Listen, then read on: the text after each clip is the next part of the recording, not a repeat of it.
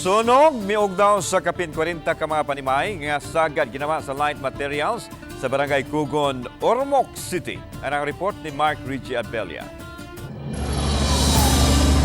Kilamoy sa dakong kayo ang mukapin sa 40 ka mga panimalay sa sunog nga miulbo sa Puro Crisantimum, Barangay Kugon, Ormoc City.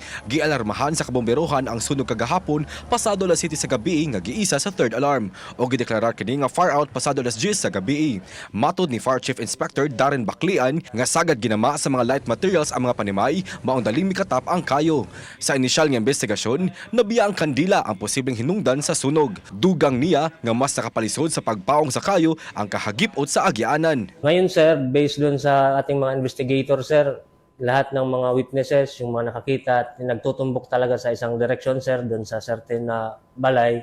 Then based doon sa initial findings na daw mga nagkandila kasi may possible na burnout. Pero burnout o wala talaga ay suga.